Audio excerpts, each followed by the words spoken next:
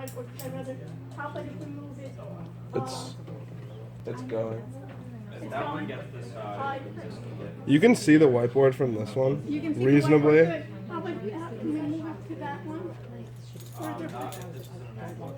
And I moved it down the trash. I know, I'm so sad. I was so sad. Yeah, but it's gonna be, you know what I mean, I'm just gonna be very little on the whiteboard, so even if we can get part, Wait. even just like my part, get my part, and get more of this. You know? You know what I mean? Let's do this. And you know what? Where you sit, oh, there's no computer there.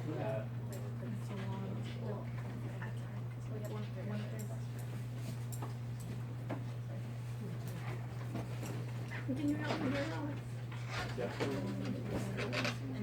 This.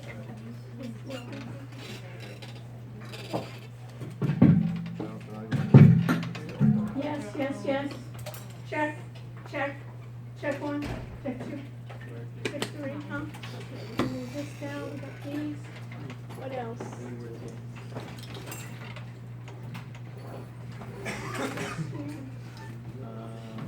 Yeah, I need to put that.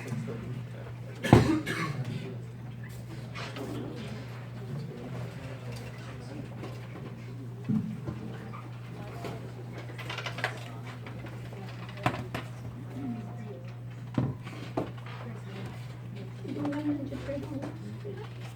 Yeah, we should. So you want to use this or you'll. I'll just use mine. You can use it as backup, you know what I mean? Stuff doesn't happen. We also. Yeah, it's up on the screen right now.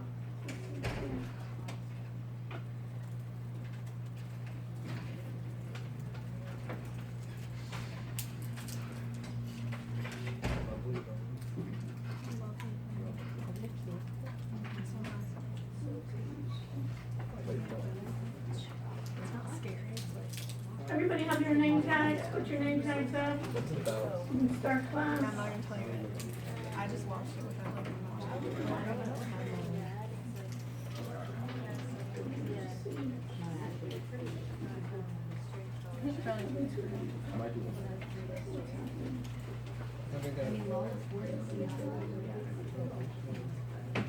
If you don't have a name tag, make yourself a name tag.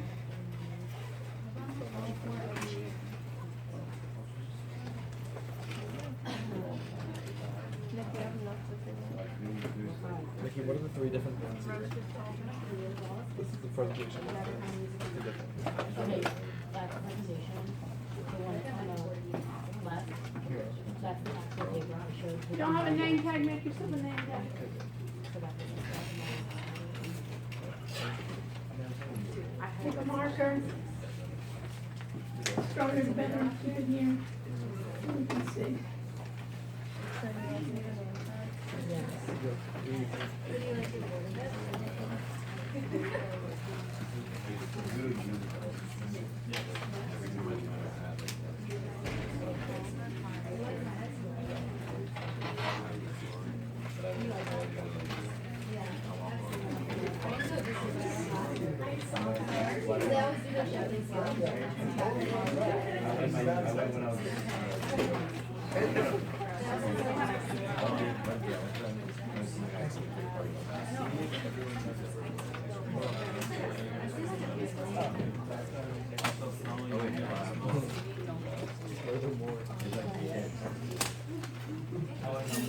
Alex, if they also check to see if, when we do the broadcast, is it on the computer? And check to see if everything is done.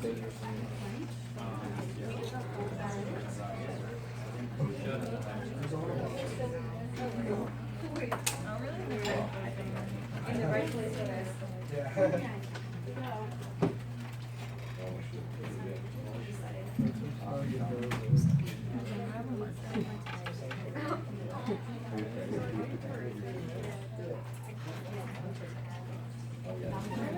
Stop.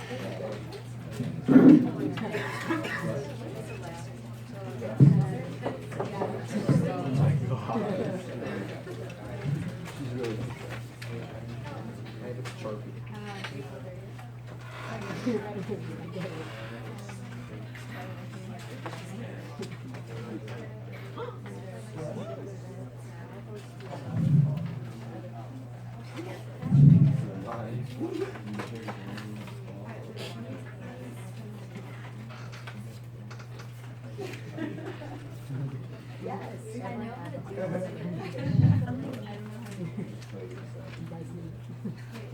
here's my list.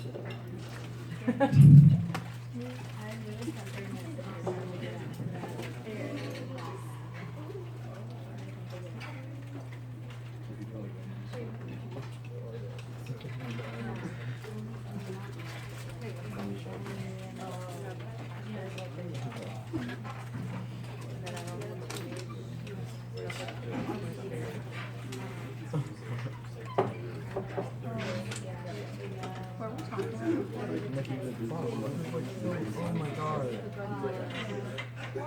Look at how I was doing my squats. You should have taken my clothes. We only have 3 and then And can you check from the Hangouts on Air for broadcasting? You know, from the Steven, to see if at the cycle if they're broadcasting. So I went to file for that.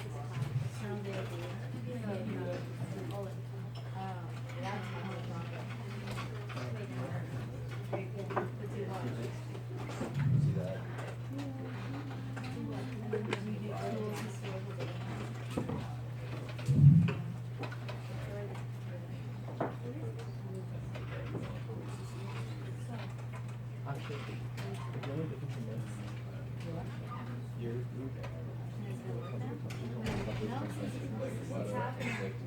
What's the that's address? and you're should be- like a quarter of my strength, such as and I'm strength. Yeah, that's how you show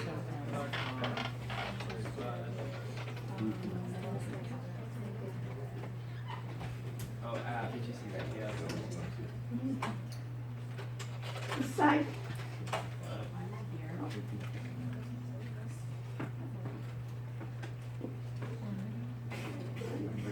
let's see if you can, you Louis should be, Grant is broadcasting right now. perfect. Okay, great. And, but can you hear me? Yeah. Good. Okay, good. All right. Folks, welcome back. It's been too long. We made another, remember how we talk about security? What do we need to know about security? We need to have cameras. I should have had cameras. My, whole back of my car was just, smattered. I don't know if somebody did like a BB gun or something, but the whole back of my, windshield, everything is just crumbling down like this. So we always have issues, right? And I think to myself, wouldn't it have been nice to see that camera? But it didn't happen. So we have this streaming at Steam and at the Psycho. We're streaming, that should be done. And then if you can also look at A-Rush's live cast to see if they're here. And we shouldn't be in Blackboard. We should have Blackboard running.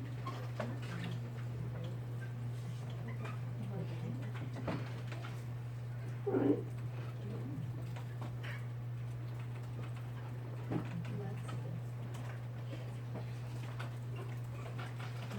Should be logging in.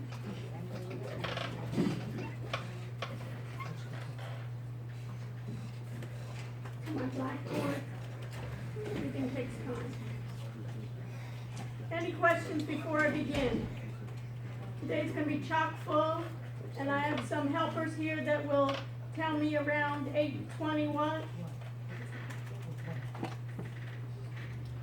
Go ahead and wrap up. So we'll try to do that to make sure that things are wrapping up. So.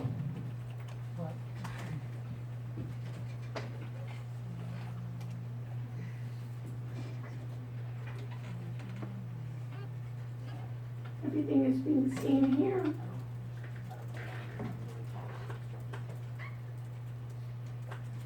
And I should get then, we're BTE KX. So let me put a couple of things for you here. Let's see how far this will go. Will this go with me here? Okay.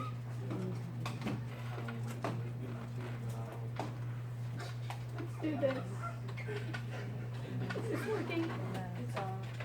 It's off, right? Now it's on? Good. Okay. Trudy, you want to do me a favor? Why don't you take the board and I'll give you some things to write. Okay. All right. Trudy's my assistente today. Thank you for volunteering, Trudy. All right. So let's put the date. What's today's date? 25th. The 25th. So we got that. Yes. Yes, we're on a roll. We got Monday, the February 25th. So write that Monday, February 25th.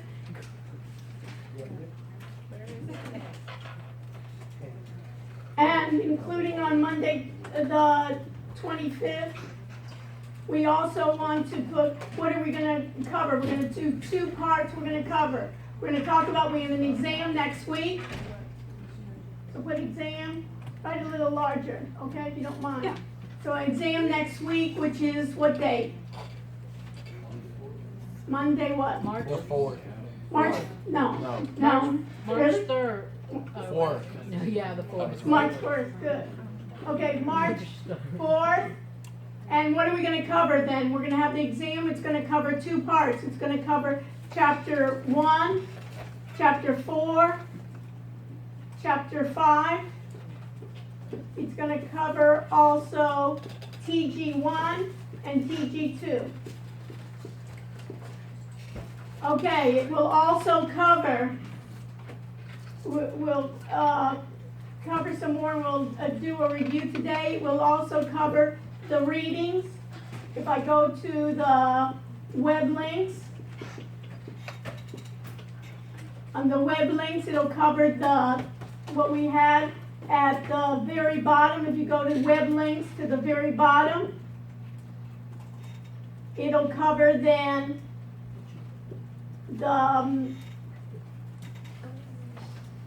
the tech trends for 2019, FinTech trends with the questions. How will it change what is FinTech?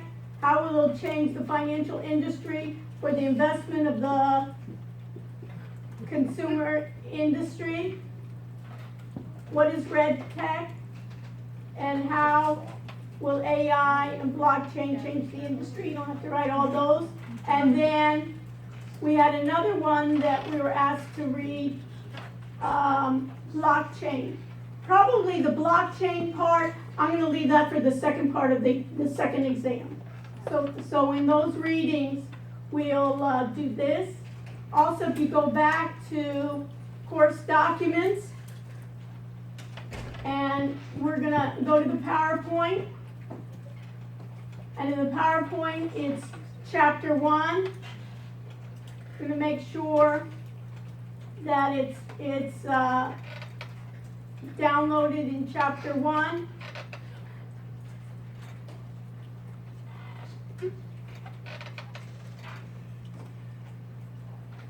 Hardware we'll download. We'll go over that.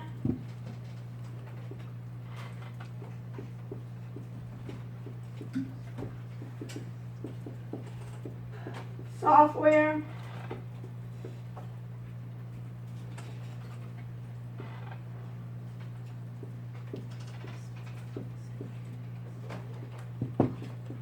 Thank you.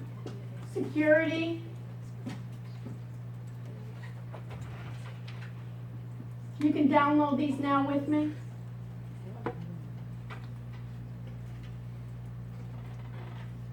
And data.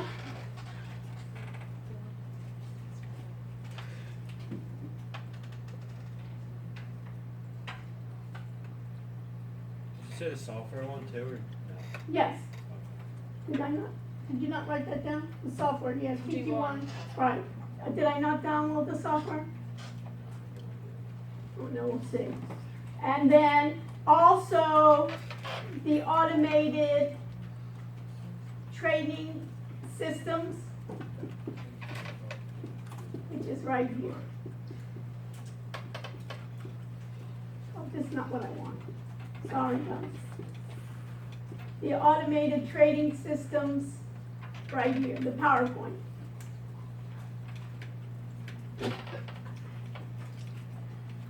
For the exam, you can just put down the exam. For the exam next week, you need to bring a pictured ID. Did you get that, Michelle? Pictured ID. Also bring in pencils, eraser, and pens. There'll be two parts. There'll be multiple choice true false, the first part, and the second part will be open-ended. What we'll do today is we're going to do a review. So, Mike, could you make it any smaller, Jake? Is it smaller? Jack, could it be any smaller? That's your sense of humor today? Is that it? Yeah, try a cane card picture ID is the best. Everybody should have a cane ID, right? What else? I think we're set, and then we're going to go over all the questions. Okay, any questions before we start? We're going to do the exam. The exam will be in here. So this way we have a little bit more room. You can take a picture of this at the end. Stubblefield 204. We'll probably go over a little bit of material. I'm going to do a review today. The exam won't take from 6:30 till 9. It will take less time. So what I'll do in the beginning of the class, I'll do what I call a mini review. So if you have questions, we'll start off at 6:30. And if you have any questions, say, I'm not sure about this. And if, for instance, Trudy, you have a question, and I say, you know what, I'll either explain it or I say, don't worry about that. And if I say, don't worry about it, we don't have to worry about it until after spring break. Okay? So my goal here is for everybody to understand what's happening here. Questions before we begin? Thank you very much. Perfect. And you can take a picture of it, Trudy, so that way you work so hard. Or you can take one afterwards. It doesn't matter. So everybody can lift your pictures, and then you can take a picture of that we can do this. So, I put this up here. We went over this set of slides, right, before? Trudy, did we go over this a bit? We went over this a bit, and basically we're talking about a combination of, you'll need to know for the exam is, for instance, the idea of what is fintech, and what that does, and also we talked about the automated algorithmic software trading systems. We have to know what an algorithm is, and where we can program an algorithm for software that will be trading, and what we call a soft bot can help us trade. So we need to know for the exam what an algorithm is, a specific set of clearly defined instructions aimed to carry out a task. And the process of automated trading is the process of using computers then to program or to follow a defined set of instructions for placing a trade in order to generate profits.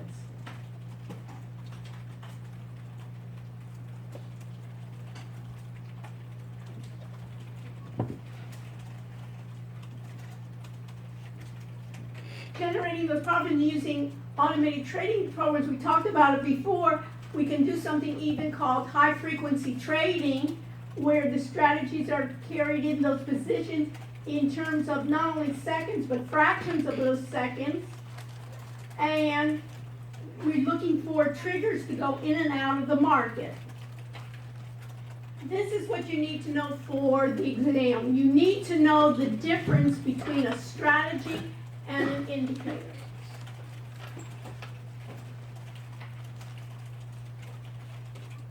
So, what's the difference? First of all, if I think about an indicator, what is an indicator? Matt, what do you think an indicator is? Indicators basically something you can look at and your software can make a decision based on that. Okay, basically an indicator, we can think about it as a formula. An indicator, we can think about it as a function. Indicators can be what we know in Excel, or they can be even in software platforms. Give me an example, the next Ryan, give me an example of an indicator in Excel. One of the formulas you use, like the average sum. Okay, average, sum, what else? What else did we use in this class? Then we used, remember the trend lines? We used linear regression, we used what else?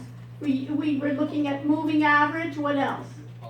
Polynomial. Those are all built in.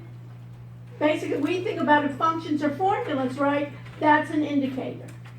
A strategy, then, is what? Nicole, what do you think a strategy then would be? What's the difference between a strategy and an indicator?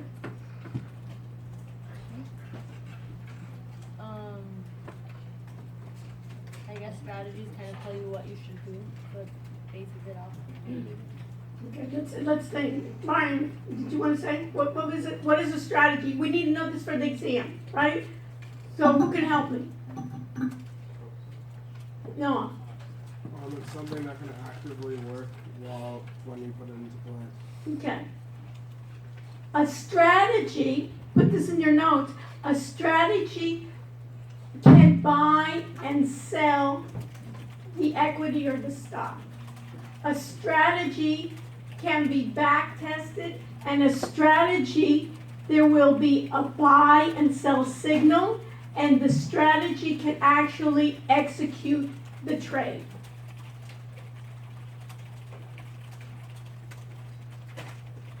Do you understand that, Michelle? So what's a strategy? Give me an example. So a strategy, what strategy did we use in the class? You remember? Simple moving average. And the simple moving average did what? It told, the computer actually did then entering the trade, exiting the trade. And basically, you can put this in your notes, a strategy has logic. A strategy can take one or more indicators, and with the logic, can implement the trade. And the trade can be what? Entering long, entering short, exiting.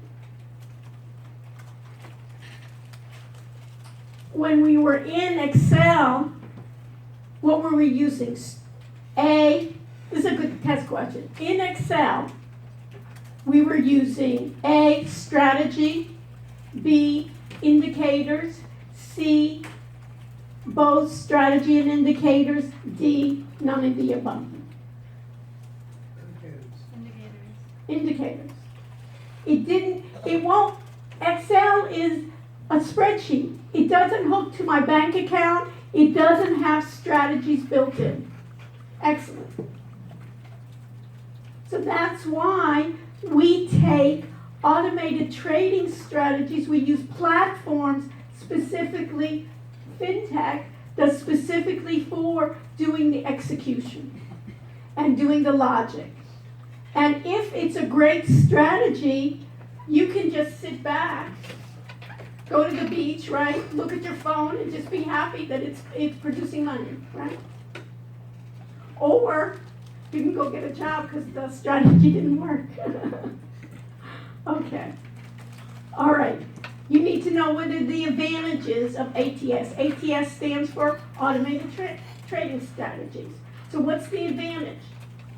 The advantage is what? It doesn't have any emotions, so I don't get overly excited, right? It will follow exactly the algorithm that it is programmed to do.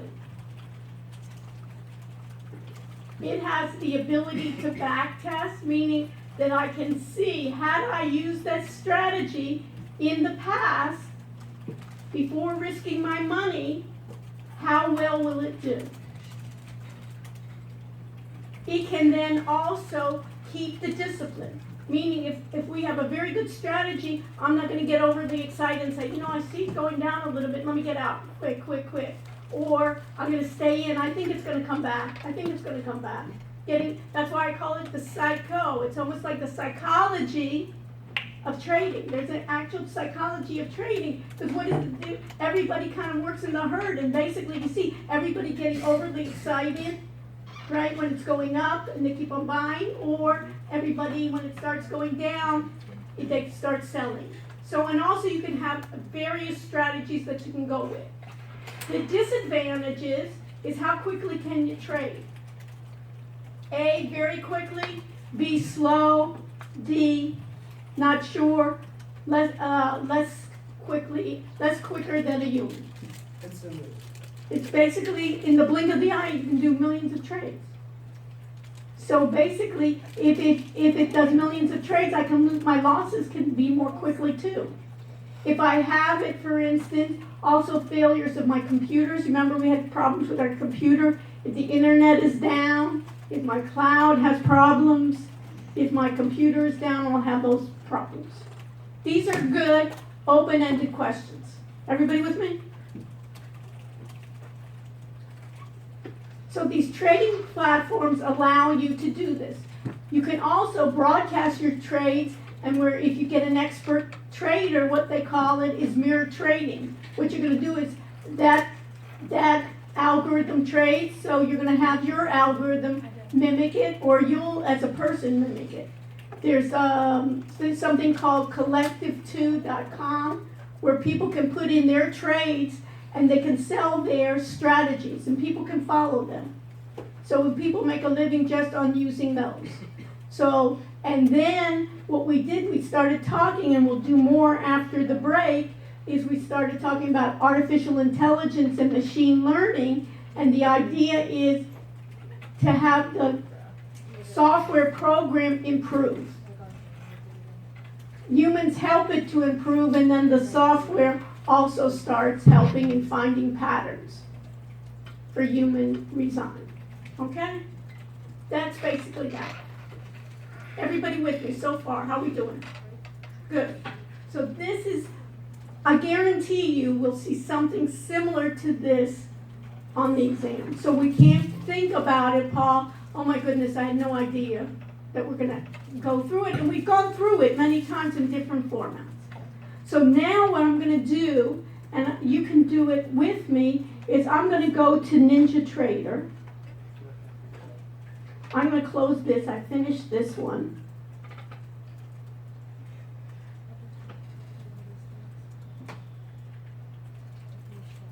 And I'm going to try to go to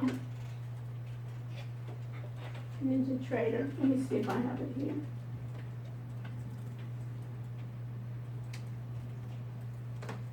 Let me minimize. Let's see, Ninja here. Here's NinjaTrader 7. Let's see if I can get something.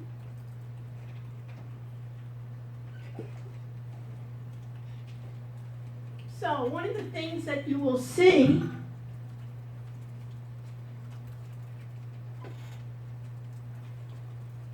when I get NinjaTrader up, and you can get NinjaTrader up as well, we're going to use 7. I'm going to skip this front screen.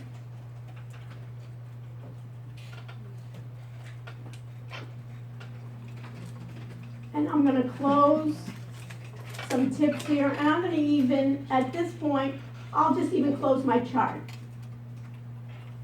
So, what we need to know about NinjaTrader 7, or even this, NinjaTrader then is an example of what? This is a good test question. Is NinjaTrader 7 is an example of what? What? It's basically a trading software platform. NinjaTrader is a trading software platform that, what can you see? You can see indicators, and what else? Strategies.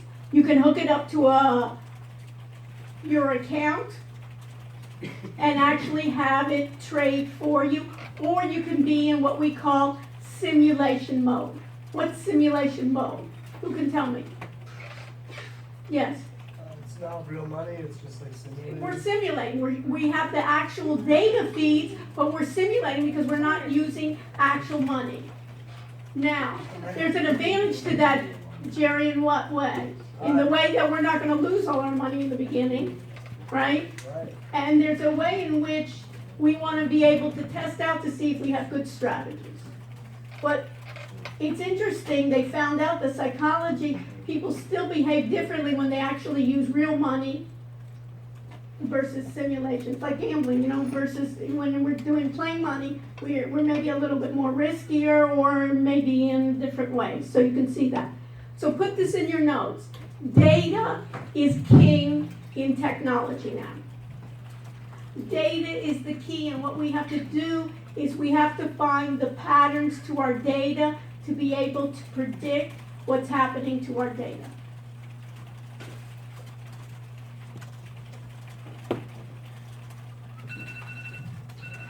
So, what I need to do always then is I need to connect to a data feed. I can connect to the data feed tick by tick or every 3 minutes that it updates, or I can do it at the end of the day. So when I connect, you can see here I have many different kinds. I can connect outerly too. And in this case, I'm going to connect to the end of data feed here. It really doesn't matter. This is pertinent to this platform. Other platforms have different data feeds. I get the data just like, how am I getting the data? It's like chapter 5. We need to know about the data. The data comes in basically in a feed where I'm going to have the symbol. I'm going to have the open, the close. All of those symbol, open, and close are called what in database terms? You're going to need to know this for the exam. What are they called? It's like in a spreadsheet, my column headings are called what in database terms? You need to know that.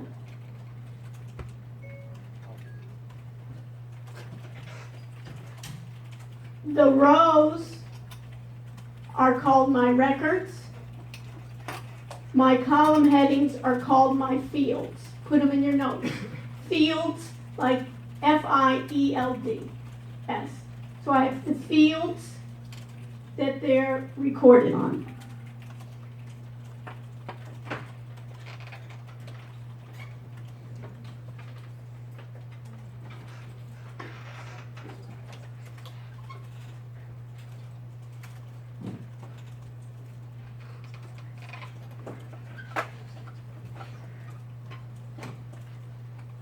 Now, Wait, so what is the symbol open and close named?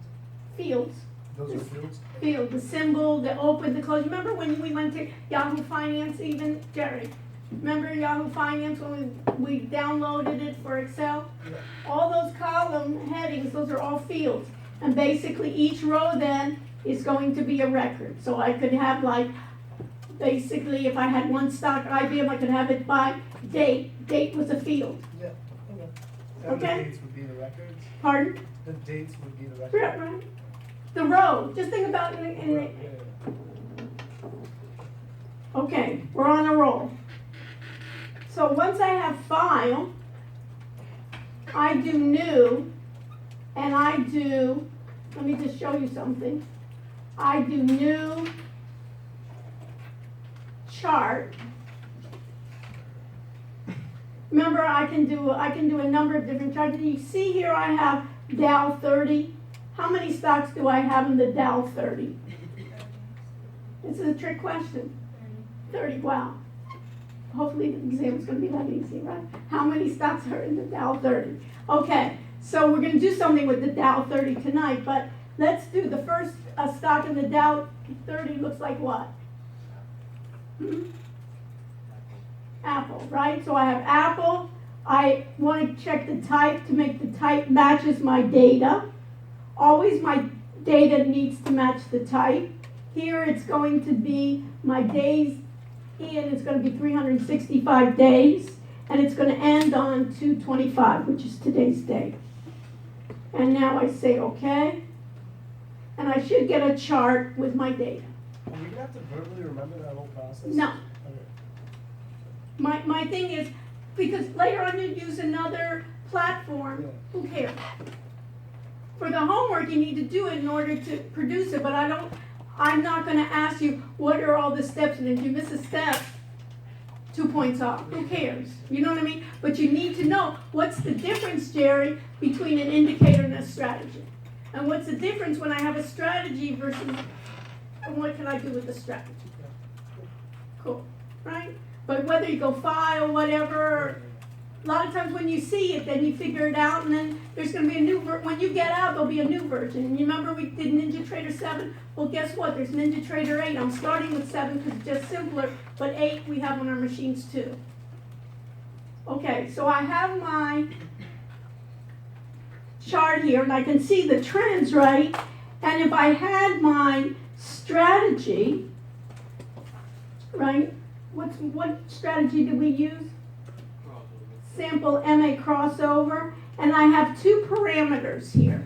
I have a fast and I have a slow here. One is 10 and one is 25. And then I want to enable, and the question comes, Simon, what does the 10 and 25 mean? You see here it says fast, 10, slow, 25. Isn't that when you buy and sell it? Yeah, but what is fast? Who can help them? This is a sample moving average or a simple moving average. So what does the 10 and 25 mean? Matt, you have an idea? Yeah, it's the number of days for moving average. It's a number of days, so I take then that day and then those 10 days, right? And do the average, the next 10 days, the next 10 days. Why is that called fast versus slow, which the slow was 25? Because 10 days is shorter, so it's faster. Faster, it'll produce faster, that's all. Do you understand that, Simon? Yeah. Everything's easy when you know it. Okay? Any questions on that? You'll need to know it. Wait, I don't get that. Okay, so basically, if I gave you a simple moving average of 2, Yeah. 2 numbers, right? So if I had 4 numbers and the first 2 numbers, right, what would I do? I'd add them together and divide by what to get the average? Two. Two. Two is good. And the next 2, I'd add up the next 2 and divide what? Two. 2. And keep on getting those averages as it goes through. So it's like a continuous average. Rather than taking 365 days, Jerry, Yeah. adding them all up, I'm taking them in segments. Gotcha. Okay. That's why it's called moving. It's moving as it goes. Okay. Now, if I have this, notice I have this and I say, and did I enable it? What do I need to do? I need to enable, I say true, I say okay.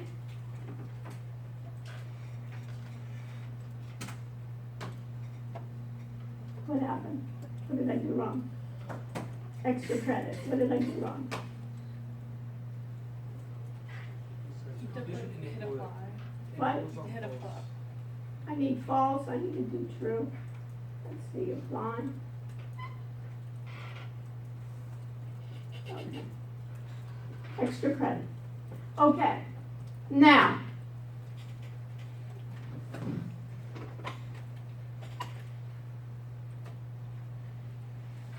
I'm gonna change my cursor to crosshairs. And I'm gonna go right down here. And Jack, you see this? Yeah. What does it say? It says to buy. Buy. And how much should I buy? Buy 100 55. at 156, right? I'm gonna buy here, and then let me go back here. And what does it say down here with the pink? Right here. It says sell short. What does sell short mean? Jack, what does sell short mean? Michelle, what does sell short mean? Get a little bit of help. Diana, what's sell short? Okay. Short of selling. So you lose it. Turns out So I'm betting what, It's gonna go Diana? down. That the stock is gonna go what?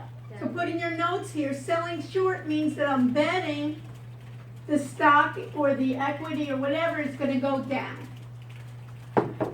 So Diana, be with me here. So the computer program is telling me to sell short. Right here. And was it going down?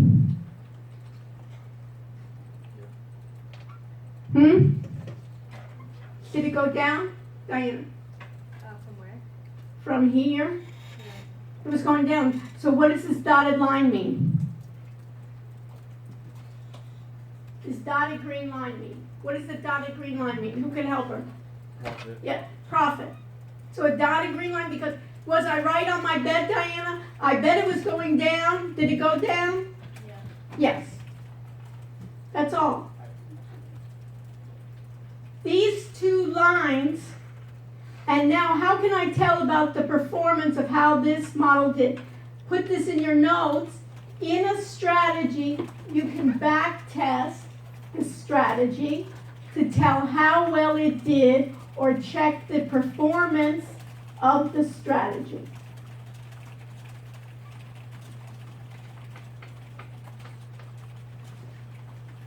So I just right click and I do strategy performance, sample performance, historical and real time, and I want to look at profit per month. This looks all, and I'm going to go down to profit per month.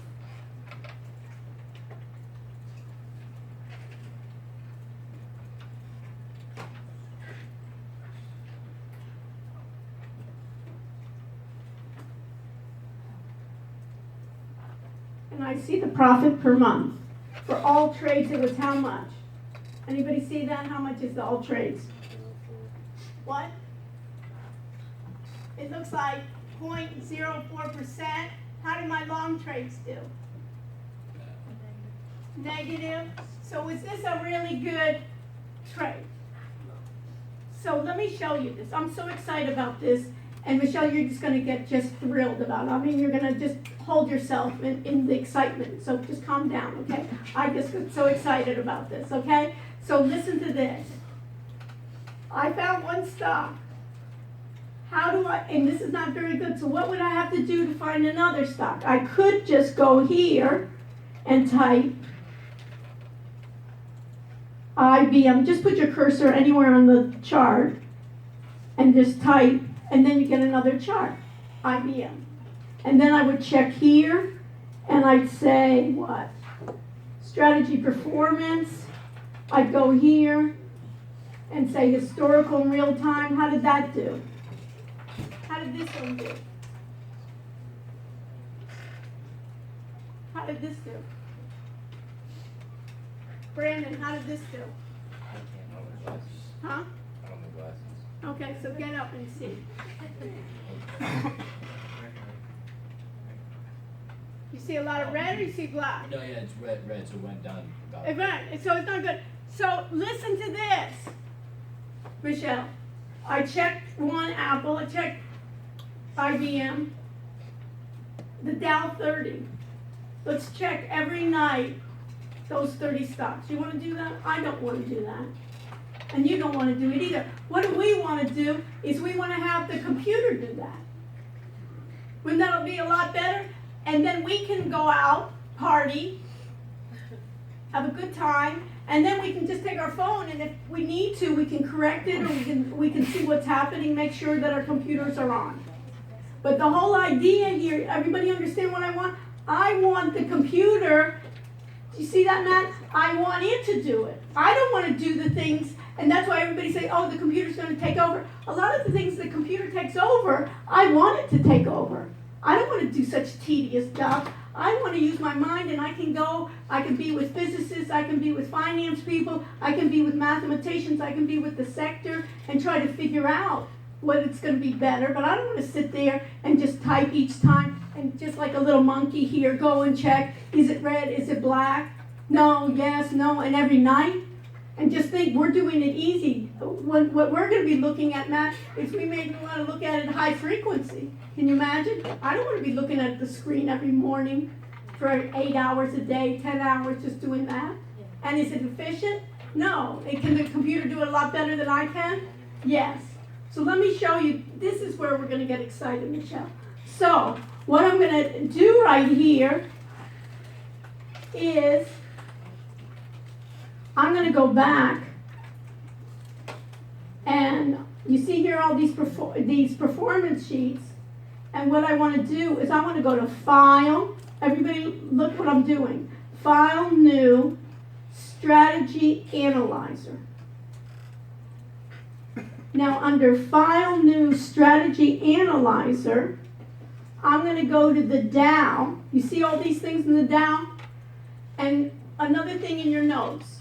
We need to know about objects, properties, and methods. Put that in your notes.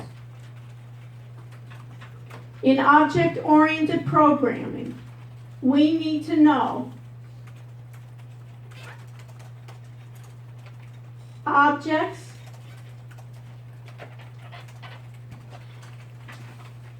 properties, and methods. Objects in object-oriented program, you know it, but you just don't know you know it. Objects are things that you can think about it, they're things. Things that we can touch. A chart is an object. Let's think about an Excel workbook. An Excel workbook is what? An object. A sheet in an Excel workbook is what? An object. A row is an object. A column is an object. Everybody with me? All those are objects. What properties are is the look and the feel of the object. Properties are the look and the feel of the object. Properties sometimes are called attributes as well. And you've dealt with it all the time. How many people know Word, right? Has ever used Word, right? Tell me in Word, your document is what? Object. When you type something and you change the font size, what is that? Property, right? A method is a verb. A method is to do something to the object. Examples of methods or verbs: copy, paste, cut. Have you seen those before? You're doing a method on an object. How are we doing, Paul? So, given that's the fact, we need to know every time that I explain something, it doesn't matter, Jerry, on whether we're doing NinjaTrader or we're doing Word or we're doing Excel. In programming, that's the case.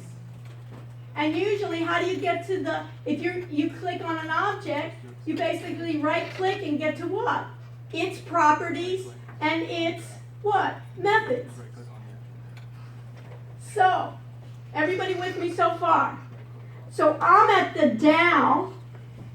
So let me move this.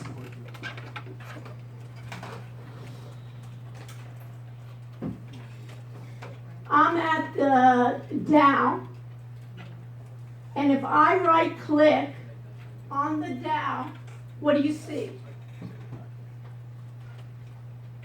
Trudy, you're close up. You see backtest, optimize, and walk forward. Beautiful. Put this in your notes. When I click on the Dow in the Strategy Analyzer,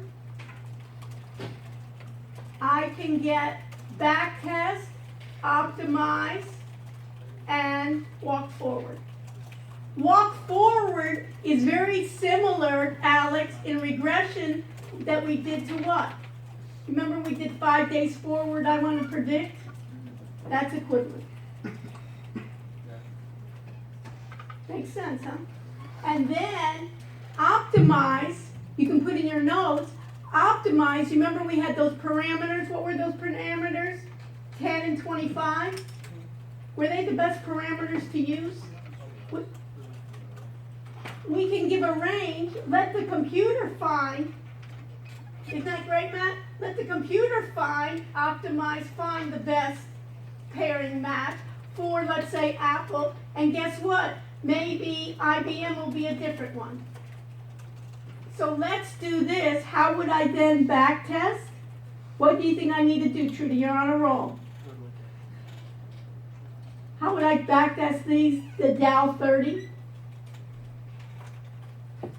I clicked on the Dow, that's my object, You need right click to back test. right, and then I right click the back test, you're on a roll, and then what do I get? I get all the properties here. And notice what the properties are. I have parameters, I have price, I have the type, and in this case, my type is going to change from minute to what? Day, right? And here I have like a month.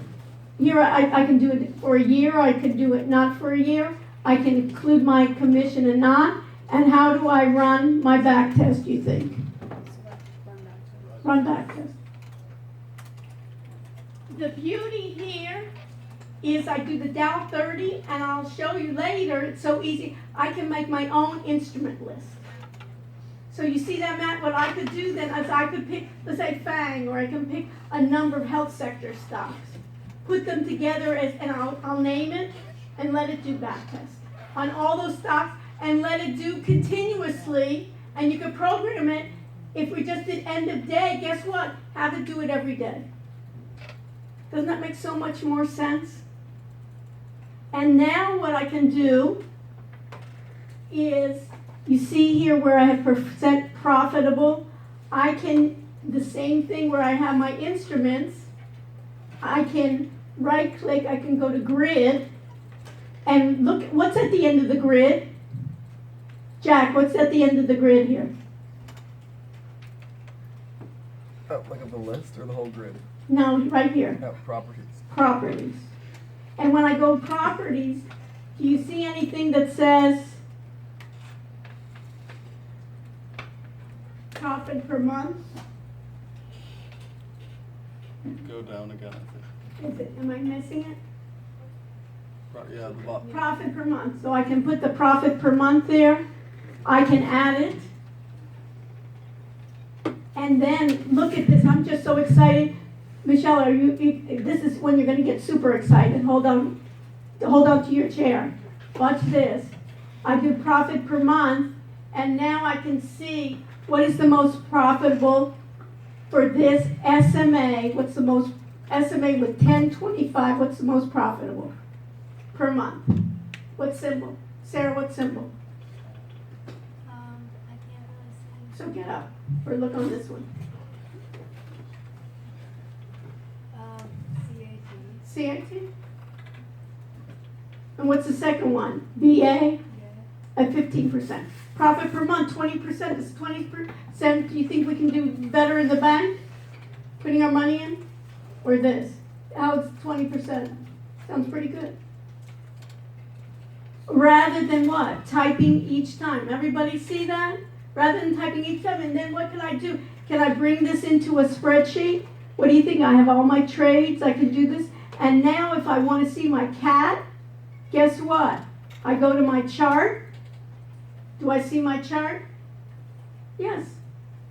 And you can see I can see my chart just like I did before. So then can you export this, you think, Matt? You can export it. How would you export it? Basically do what? I can take this and just do what? Grid, export to Excel, and have all of them. Isn't that so much better? Because I asked you to pick a couple of stocks. You see that, Alex? So I can, instead of picking a couple of them, I can do all of this, and then I can automate it every day at the end of the day. Make me another sheet, put it in, and then have the computer just go ahead and trade the top 1 or 2, or I can say, give me the top 10.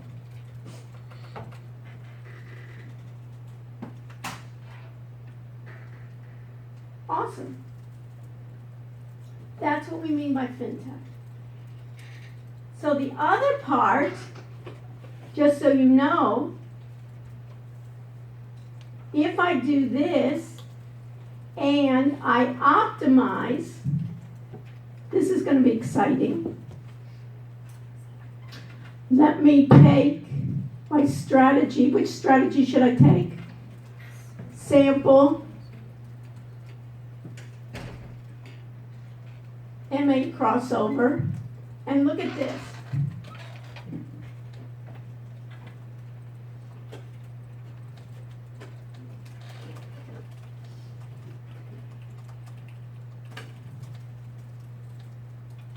What's happening there?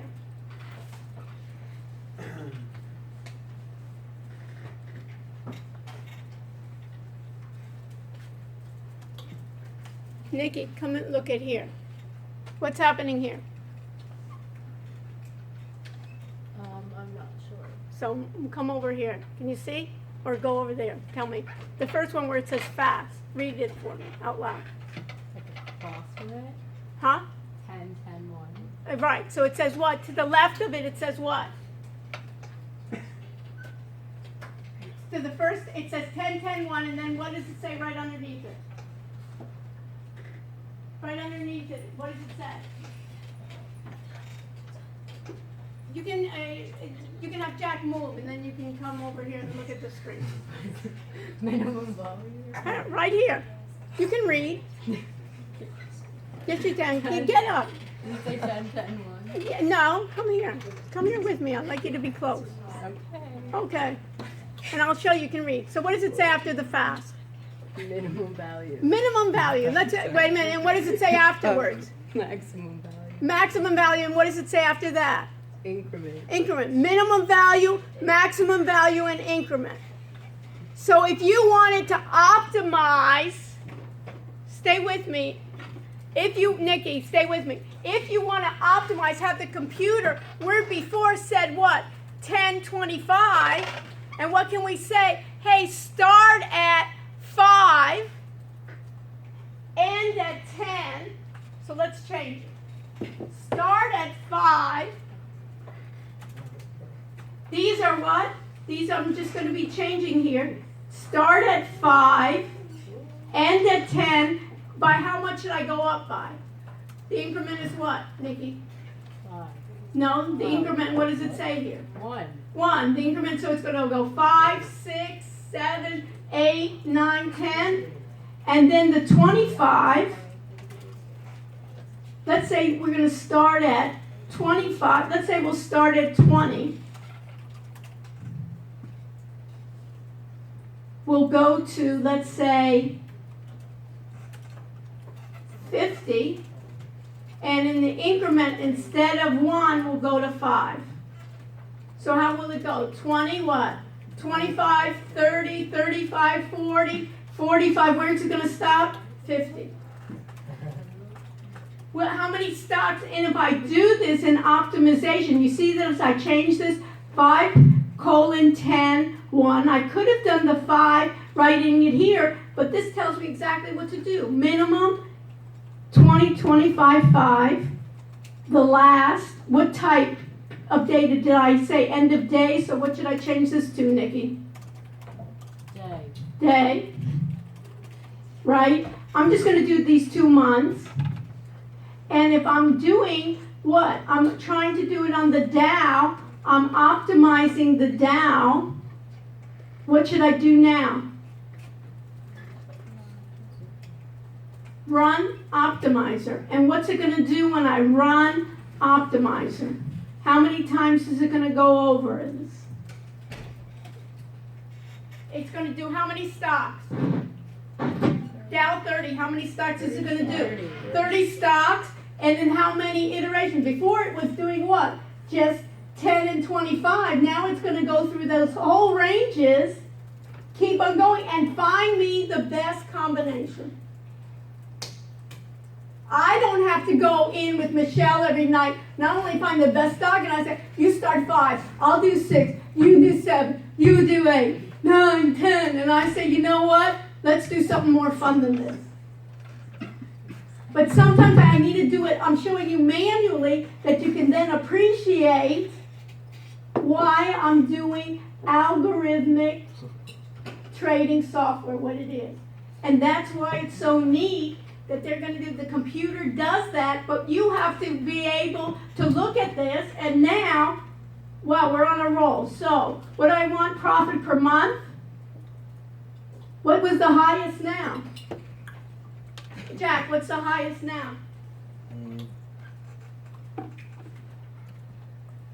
Last column.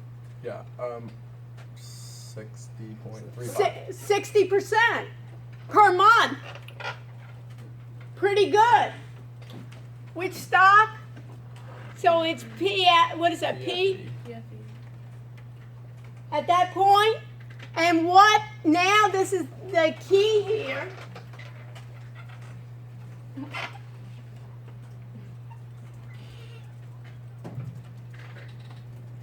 We can able to do this, then I know that this one right here, my performance grid, my performance viewer, let me go to grid, and what do I want to do? First I want to export to Excel.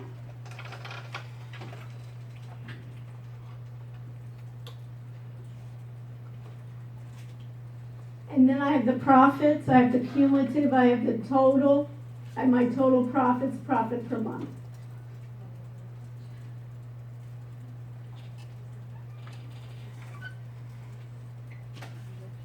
And then it can tell me also what parameters were the best.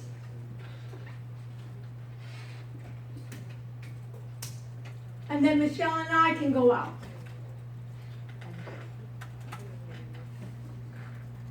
But what we have to do is make sure it's doing it correctly. And then it picking those stocks. Everybody with me of what we're doing. So that's where we're trying to get it to be, is much more efficient. So then you can try them out, and then you can start trading, and then you can, what they call tweaking it. And the other thing you're going to need to know is when we start talking about source code,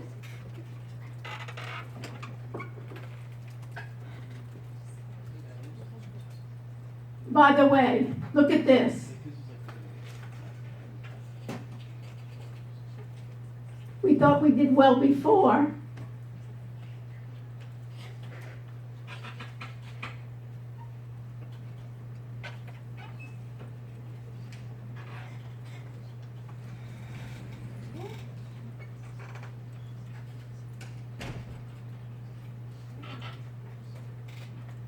Remember we wanted to do properties?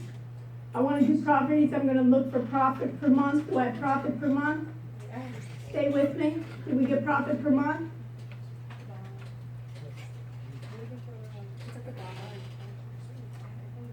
Profit per month.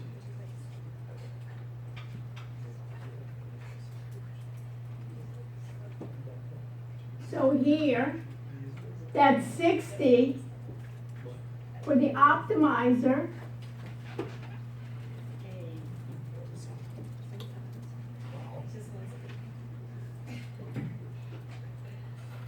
This is an exam question right here.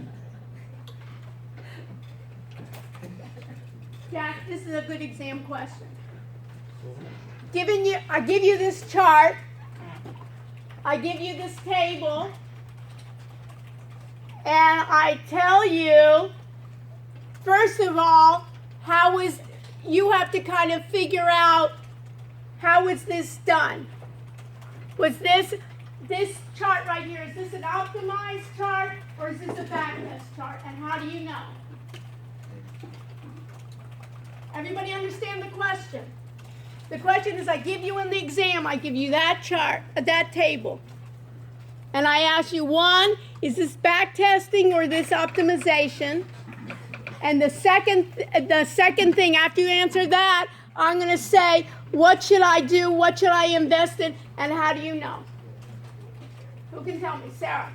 It's optimization because it says optimizing. Okay, it says optimizing. What else can tell you? And what is the top profit per month symbol? Yes, and what else? What's the parameter? 10:30. 10, it says 10:30.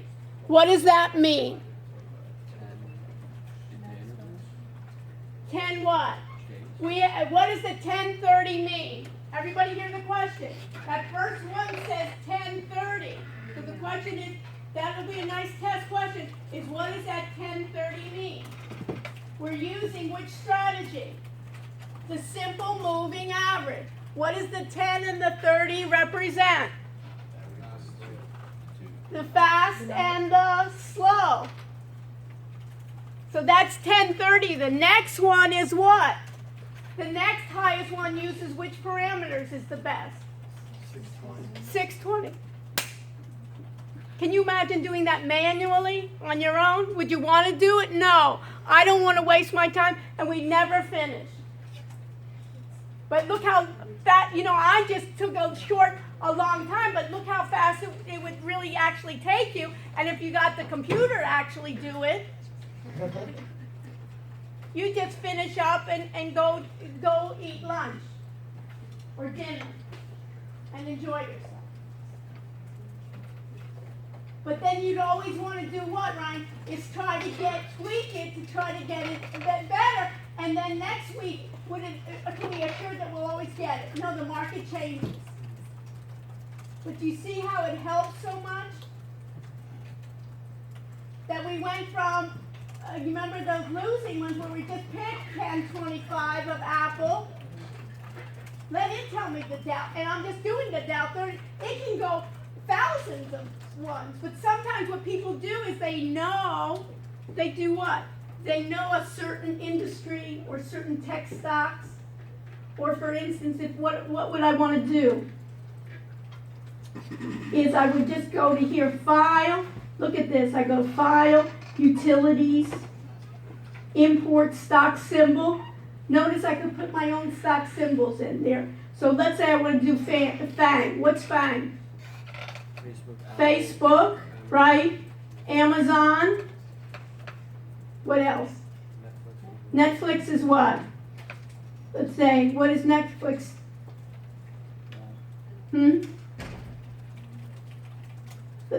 Let's even say Facebook, and then let's say even I wanted to get a little different. I'd say, hey, I want to do IBM, and I want to do, let's say, Microsoft.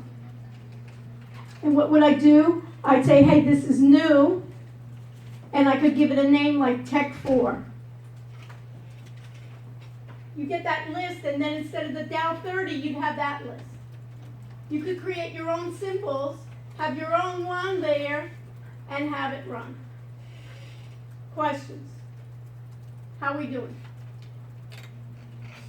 So you see the difference, Jerry? I'm not going to ask you specifically how did you get it, but if I give you a chart here and say then how did you know that was the optimize, and then the idea to be able to do the data, the difference between strategy versus others. And to be able to see that. And later on, if you want to do this as your project, we'll talk about next week our project. If you wanted to get more into fintech, you could then develop and see what would happen on your own strategies like this. And then we'll be doing websites, and we'll also be doing for our project, and we'll also be doing some mobile apps as well. So we'll be having that together. Okay, questions? So I'm just going to cancel this for right now, that I can do it.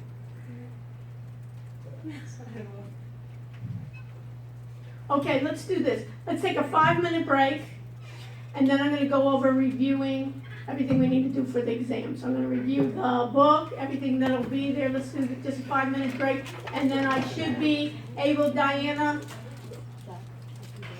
right, we should be able to do this in, I think, a half hour. We should be able to do a review for all of it together. Okay? So let's do this, just stretch. and then we'll come back in 5 minutes, and then we'll continue.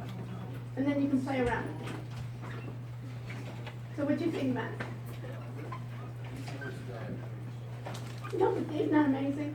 It's just, to me, that it's so incredible, the amount of time that you don't have to do the busy work, and you can start thinking, and let it start optimizing. And you remember when we did the simple moving averages, right? When you had all those parameters, you can set those parameters and you can see from 5 to 10 to 20 and so on. So what's the issue? We're recording, so we can talk about everybody can hear you. Right? That's fair. Right? And you don't want it and I don't want it, right? You remember the need to know? Yeah. That's a perfect need to know. I need to know, you need to know, no one else needs to know. It's a perfect security question, right? Give me an example of a need to know. Okay. Great. Okay. So what you could do then, Alex, is all of this, then you could then just create types of, think about it, you just automate it. Yeah. Every morning then, let's say you were gonna be doing it every evening, you could just even post it for people. Yeah. And then you say, hey, this is what it's trading, anybody want a difference? And then you could get from all over the world, people say, hey, you know what? But you know, that China deal today I know Trump is going to Vietnam, gonna talk to the Koreans. I think we should really start looking at some of those sectors, gonna take a boost, right, of those caterpillars, you know, it's really gonna do well now, they're gonna be able, the farmers are gonna do well, or whatever kind of things that are happening, then you can change it. You also can even put it in the ways in which you could give the key words to even read the news and make sense out of the news. So give you that way, you can even do, basically, you can look at, you know, the tweets. Look at the sentiments of the tweets happening. What? How would they do that? Basically in trending looking, there's even something called stock twits. Would you have to say like, oh, you see this word, that means that? Start doing it, and then not even that, you start, then the machine would start learning from it. Go ahead and see when certain words are happening, you could start, in the beginning, you start highlighting it, and then you'll start finding patterns. You know, when people are hesitating, a lot of times there may be euphemisms. You know, people don't say that, right? There may be a euphemism, or, you know, almost a signals from the Fed. You know, or looking at footnotes, certain footnotes, people want to bury them in certain footnotes. So you start, you have people in the industry, and then you give it a number one, and the ones which it would be interesting if you know the end result, so you train the machine. And say, when these words were being done, or this was the scenario, this is what happens, and then the computer program starts learning, and it becomes, basically, that's why they're thinking even in journalism, the computer starts writing stories. I just have no idea. But in linguistics, there's a whole area just of linguistics. People using computer science and linguistics together. It's invaluable. You know, and then you can think about, in linguistics, you can think about, you know, and then you combine that with areas in which you look at analyst results. You know, there's like insider trading before, but you can spot those. The computer basically spots those when they see a lot of volume here, and then and then I go back and say, what was it about those days that all of a sudden they're taking there's a pop, right? And you knew there were certain people that told their friends and their relatives, you know, and if they don't do it, usually they can get away with it if they're not so greedy. Sometimes when it becomes so greedy, then they get, you know, that greed takes people away. Or when they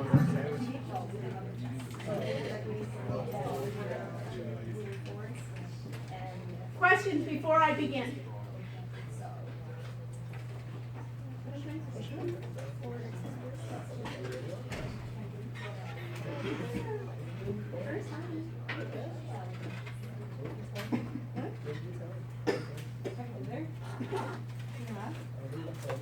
one more thing that I wanted to share with you before we go on to the book. And that is, remember we talked about indicator and strategy in the source code?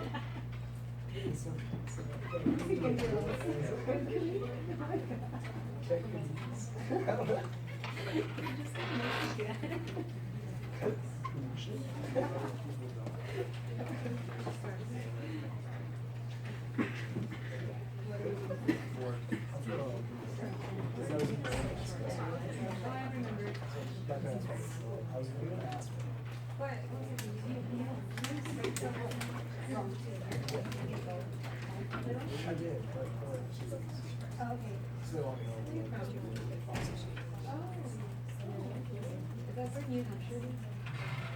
That's a funny question, but yeah.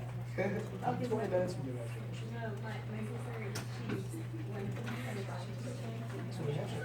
Okay. What do you see up on the board here? This is another example that can be an open-ended question. You're given this. This is called what? First of all, source code. You're given this source code. And when you read this source code, That's all it's Here, let's hold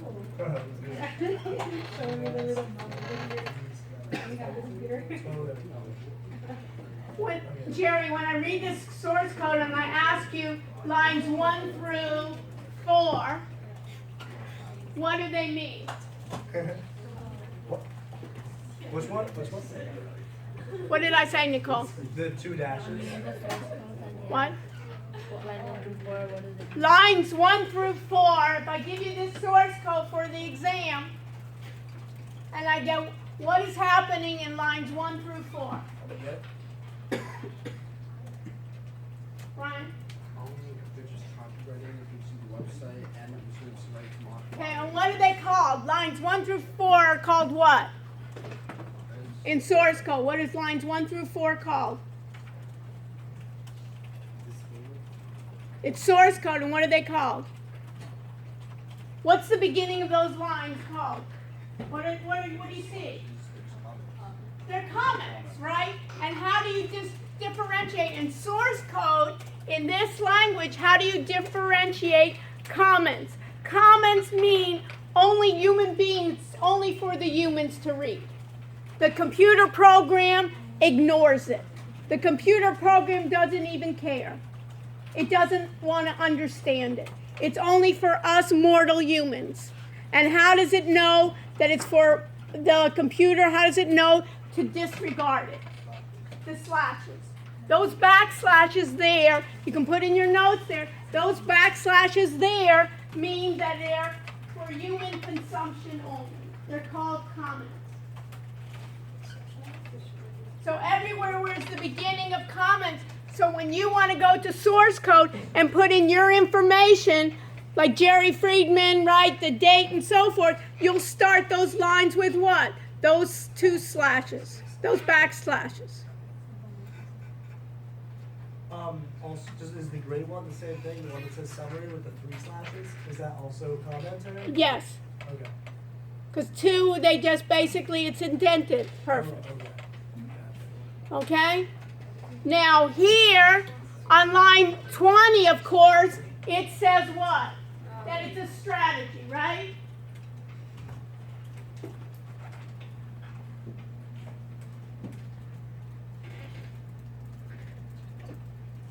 And what I could ask you then is on line 38 and 39, on line 38, the strategy is called what? SMA. And in this one, it's what? Fast. And what's the what color is it going to make for that SMA moving average? What color will it be? Orange. And the fast, the slow moving average will be green. The question I can ask you then, Jack, do you know what the values of fast and slow are there? Everybody understand the question I asked Jack? Simon, did you understand the question? Yeah, What was the question? that, like, what the values are for slow and fast. Yes. Can you see by this? I don't see the, like, You don't see them. Because where did we put them? They were in our properties, right? They can be changed. They can vary, right, Paul? They can vary, so they didn't what we call hard-coded. You remember that we could say that optimize, we could tell it to begin at what, 5, end at 20, begin at fast, could begin at 5, go to 10, and increment of 1. And the other one could be what? 25 to 50, incrementing by 5. This tells me, and then I could ask you what orange and green represent. A, properties, B, methods, C, objects, D, all of the above, E, none of the above. Properties. Properties. And what's the object? The object is color. The color, what properties does color take on? Green, blue. Doesn't it all make sense now? That's all there is when you think about it, object-oriented. If you think about it, and what are you doing? You're having a plot, right? And the pen of the color, you can just change it. You can change it here to orange. They give you the default. You could write dark green or dark orange, or what? You picked it out from the list. From your what? Properties list. Oh, okay. And now you want to add the fast and the slow.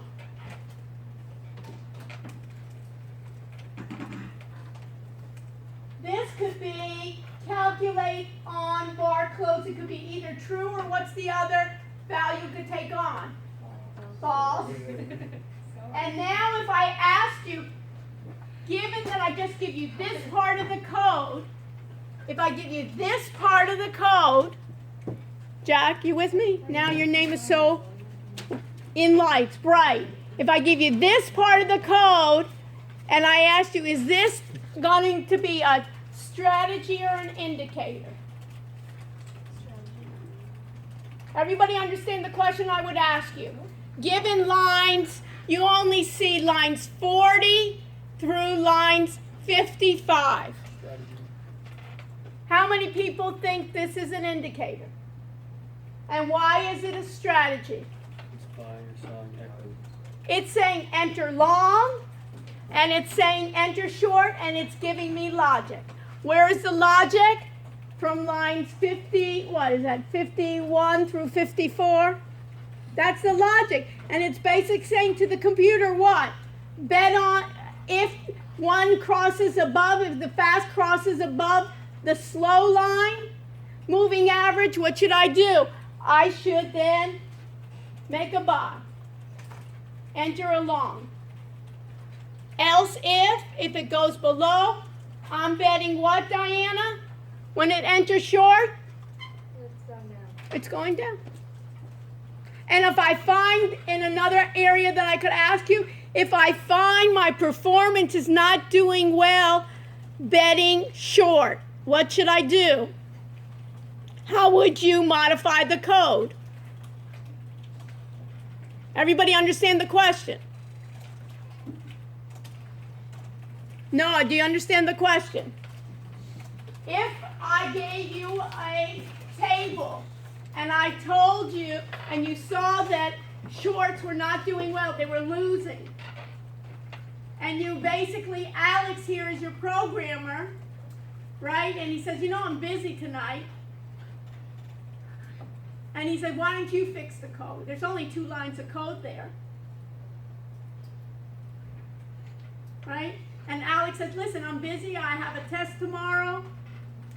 And it's not worth my time.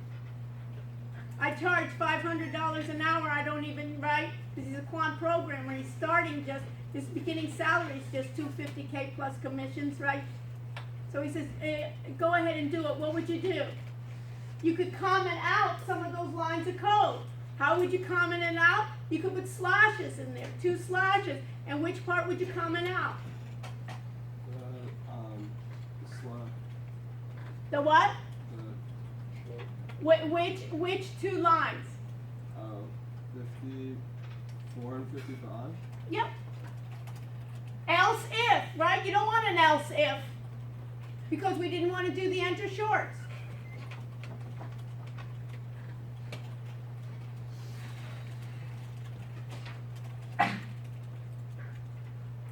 Now later on, what you'll see is now they're having the machines write the code too, Alex.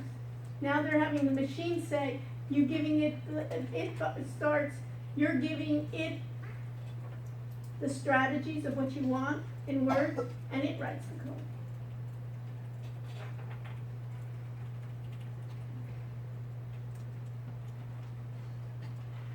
That would be a question on strategy.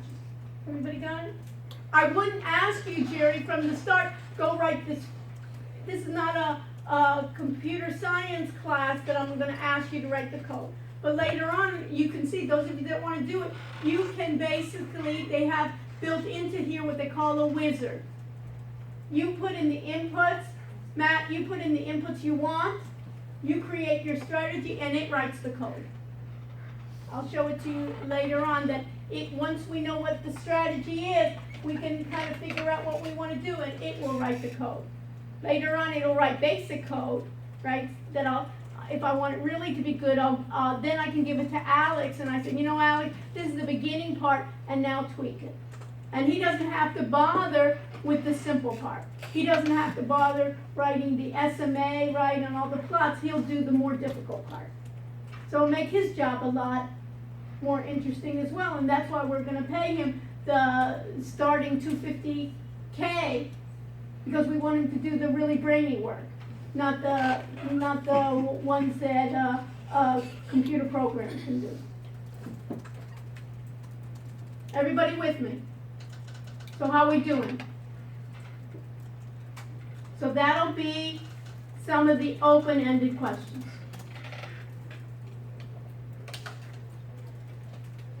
How many multiple choice would it be? There'll be maybe 70, 80. I guarantee you it won't, because you won't have enough time. That won't be the issue. Everyone will finish on time.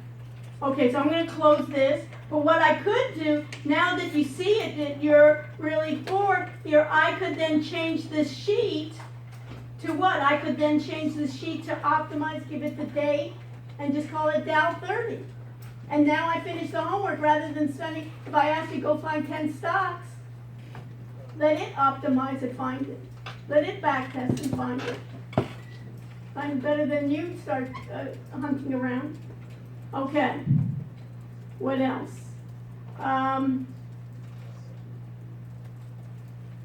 So this is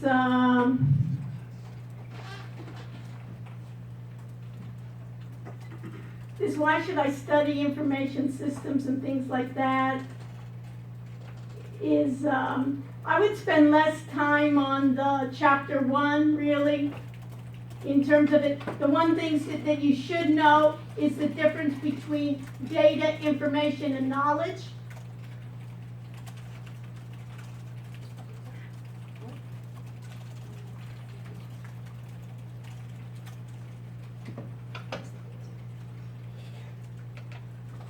You should know the difference between data, information, and knowledge.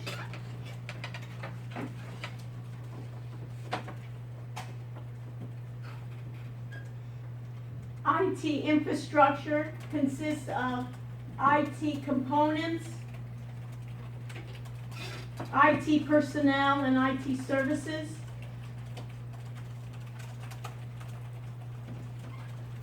You can have questions about this, of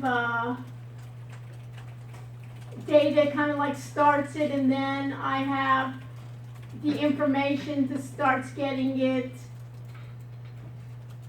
organized, and then I have a higher level going into knowledge.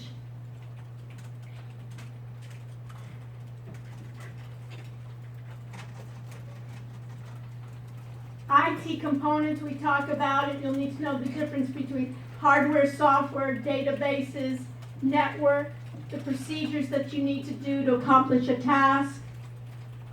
And we've seen issues here, good and bad, or good and issues with people, right? People, you can see, in the class are helping me all the time with information systems that we're having problems putting up the cameras, taking them down, making sure that the feeds are going through. I have people issues in the ways in which they said they installed software, they didn't, we have to learn how to follow up, go the second time, the third time, find out how to document information that we have. So we've done that before, and the capabilities, their functional areas, you need to know the functional areas of accounting, finance, production, marketing, HR. It's almost like, if you think about it, the departments in the School of Business are basically functional areas in the information systems.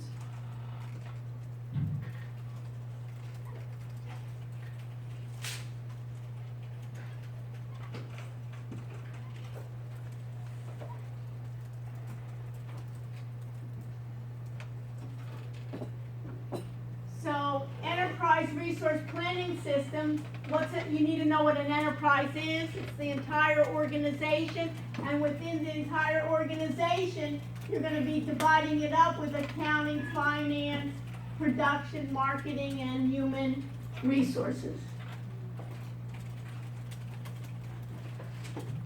So you need to know what an ERP is. What's a transaction processing system? Basically, transactions are like you're going to Publix and they're just going in the cashier and scanning your products. Each of those are transactions, collecting that data, and supplies. Okay?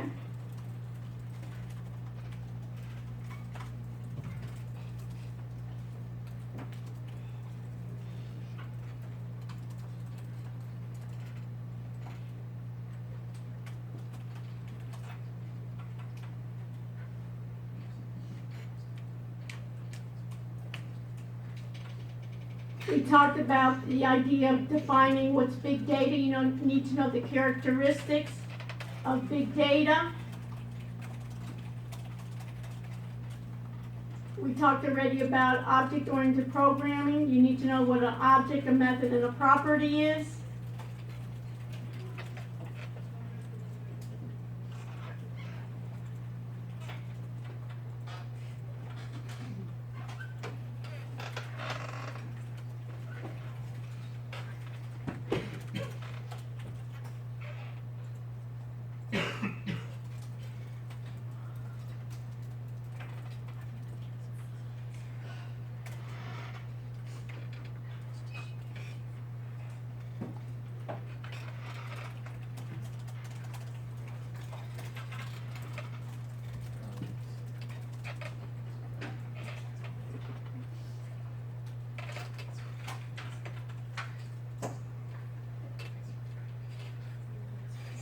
You need to know these definitions. You need to know what's a threat, what's an exposure, and what's the vulnerability, and what are the differences.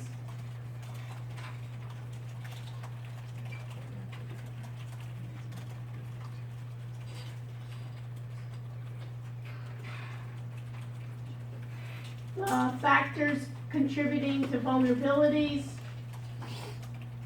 You need to know about unintentional threats, human errors. We talked about social engineering, right, before. These security threats, basically coming from within, threats coming through the internet, threats coming through the network. So they're coming from other insiders, they're coming from hardware threats. Yeah.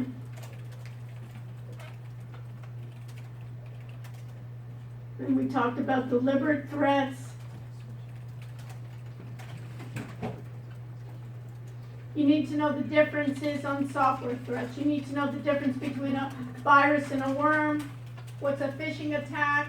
And what's spear phishing attack?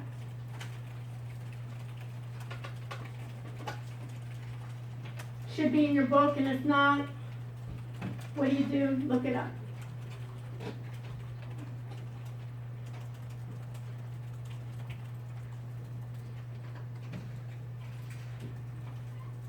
You need to know the difference between a denial of service attack and a distributed denial of service attack. What's the difference?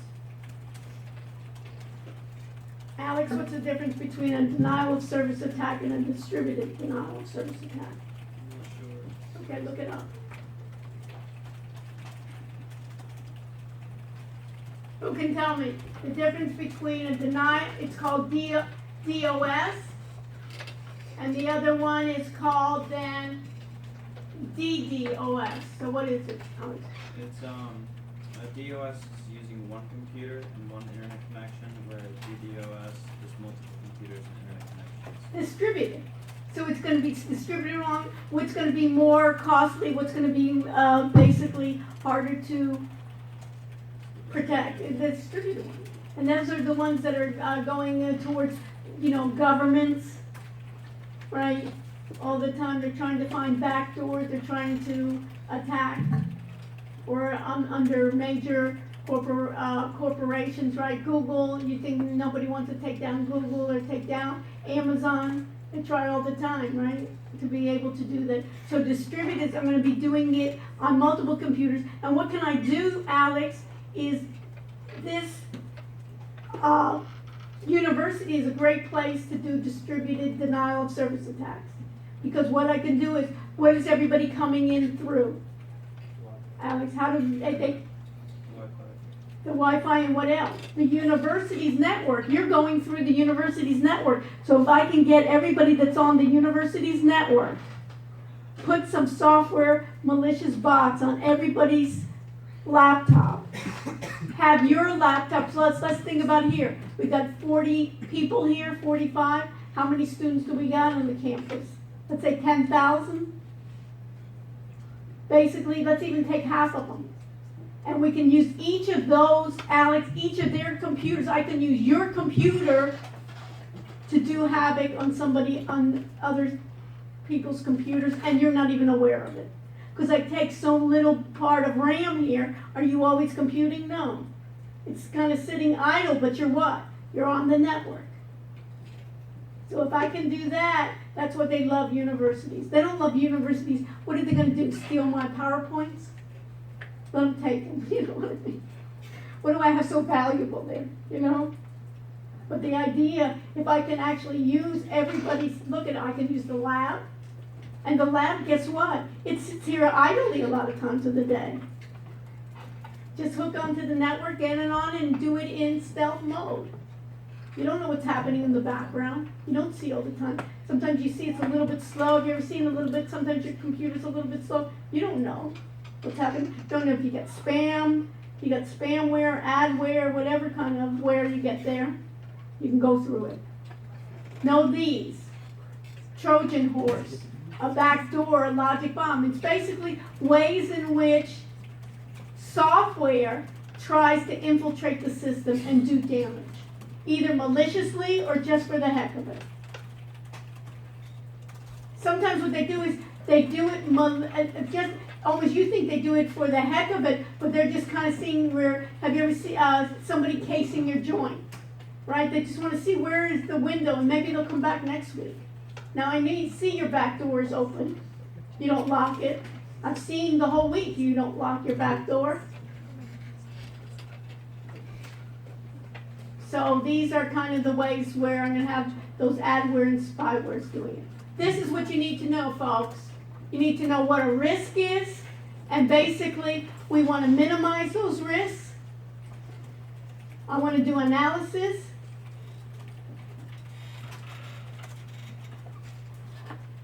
And my job here is I'm never going to be 100% risk-free, but either I'll transfer my risk, I'll accept part of my risk is just doing business, and I'll try to limit my risk. I don't want to be, I don't want to leave my doors open. I don't want to show everybody what I have. I don't want I don't wanna show everybody when I'm home and when I'm not. I don't wanna put on the internet when I'm going on vacation. Right, and by the way, I won't be here next week, and the back door I always keep open. We talked about controls, so what do you wanna do? I'm gonna have risk, somebody's gonna come in, so I'm gonna create controls. Just like physical controls, just like I say. We lock the doors. Remember last time we talked about the idea we're having spring break come in after the exams, right? We hope to see what? That somebody put in the schedule there shouldn't be people here. They shouldn't be leaving 317 Memorial open for years in advance. So it's the same thing. Who gets access? You need this, BCP. Business continuity planning. What does that mean? Why do I need it? Who can tell me why I need it? Because I know that stuff happens. I know outside of my control, there can be a hurricane, there can be an earthquake. I can be down, and what do I want to do? If I'm in business, I want to be able to continue doing business. So what's my plan? I got a hurricane, I have to be out for a month. Do I have any plans? I'm going to be afraid, hey, my students are going to go somewhere else. They need to graduate. They're not going to wait around. If I'm Amazon or any other online person, I need to have it. So these are physical controls. You can go through it yourself. These are access controls. Know the difference between the two? Authentication and authorization. These are the characteristics of authentication. You know about passwords. And then communication controls. I need to encrypt. You need to know what a VPN is. It's going to be private. It's going to be a tunnel. We're not using all the things. You have to know what an SSL is. Where do you see SSL before? It's basically if I go onto the internet and you go into, did you go into Blackboard? What was the website called? What were the first letters of the website for Blackboard?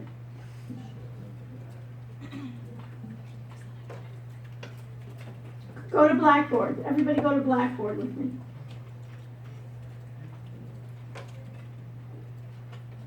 Right? What is here? Look at it up here. HTTPS. H stands for Hyper Text Transfer Protocol. It's the method in which we use rules and regulations to surf the web or traverse the web. The S stands for what? Secure Socket Layer. See that Stone? Stone, you're so far away. In the other class you were close, huh? You're far away. So Stone, so the S stands for Secure Socket Layer. So if you're going to put in your credit card, you want to look above and see that it says not HTTP, because that your credit card then would move in plain text. That means the text is not encrypted.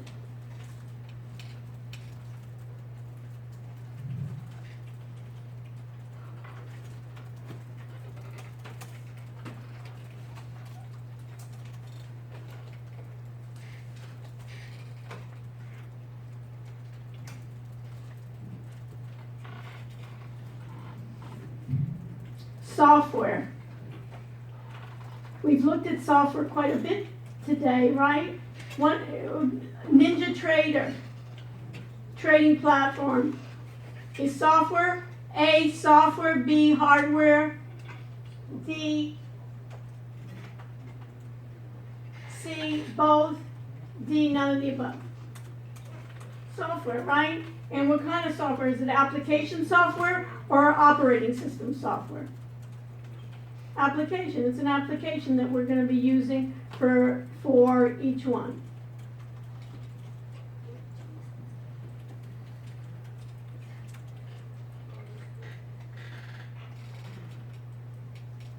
You need to know this slide, what it means. So you have hardware in the middle, then you have system software and application software. You need to know the difference, Paul, between system software and application software. What's the difference? Who can tell me?